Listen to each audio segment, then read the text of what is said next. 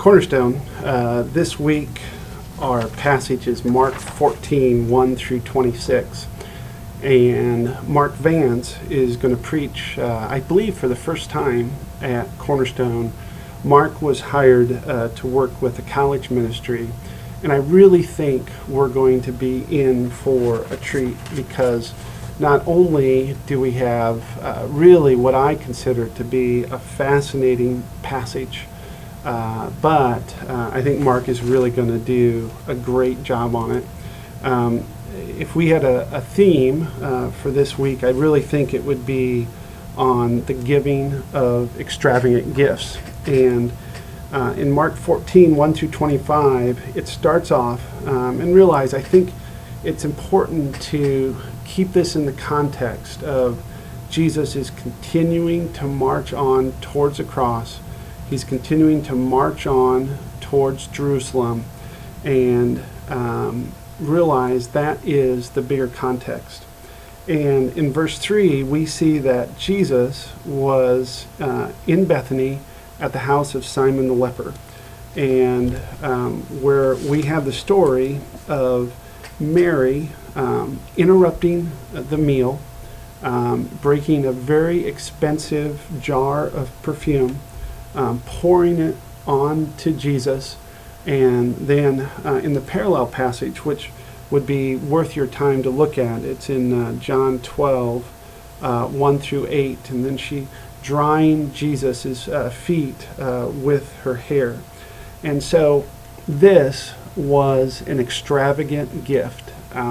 We're told that this perfume would have sold for more than 300 denarius. A denarius was a day's wage, so 300 days of a wage over probably a year's worth of salary, if you want to put it in that context.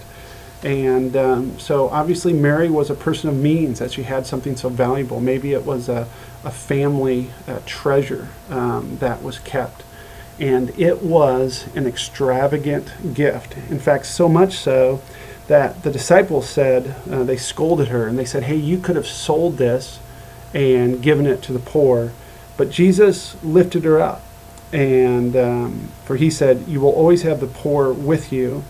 But what she did, what she could, she anointed my body for burial, an allusion to Jesus dying shortly. And it's interesting, in verse 9, he says, I say to you, wherever the gospel is proclaimed in the whole world, what she has done will be told in memory of her. And so we have this idea of this unbelievable, extravagant, over-the-top gesture, one that, Mary would have interrupted this meal.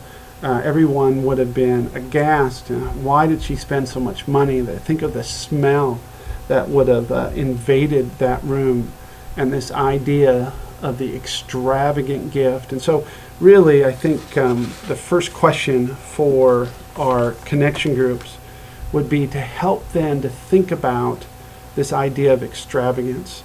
Help ask them, what have you done that was extravagant? Did you do it for yourself? Did you do it for someone else? Has anybody ever done anything extravagant for you?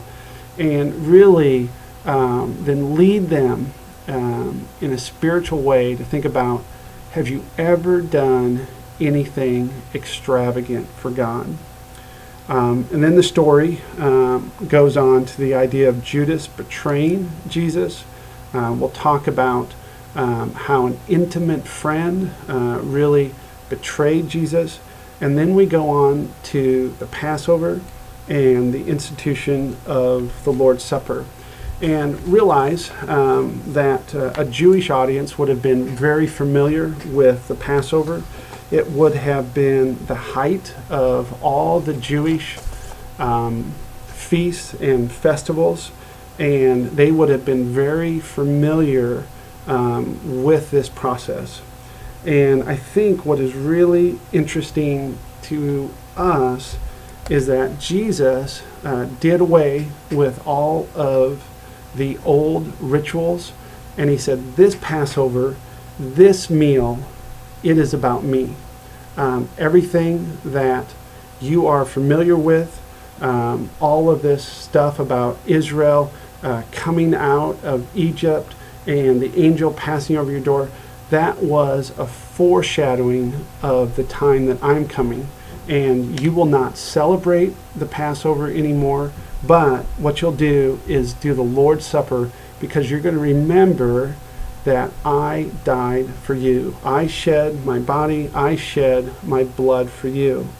And really, what that does is, I think the second thing that we need to have our connection groups do is try to help them understand what was Jesus trying to communicate by doing away with the Passover and instituting the Lord's Supper. What was he trying to say? And obviously, he's trying to emphasize how the very central part of the Jewish culture was going to be replaced with the death, burial, and resurrection of Jesus, essentially the essence of the gospel. And so then I think we should close with this idea of Jesus's extravagant gift to us. You know, have your groups talk about this idea of what motivated Christ to do this extravagant thing for you and this extravagant thing for me. You know, in the book, I think many of us have read this book, Crazy Love. And what in that book, Francis Chan is really trying to emphasize that what we think about God, what we think about what God did for us, our view of God totally changes our relationship with Him. And if we can somehow get a grasp on this crazy, extravagant, extraordinary thing that Jesus did for us, it'll change how we view Him. It'll change how we pray to Him. It'll change how we serve Him. And so I really think that would be an unbelievable thing if we could get our connection groups focused on what Christ did for us, what a crazy, extravagant thing that is, and then what should be our response.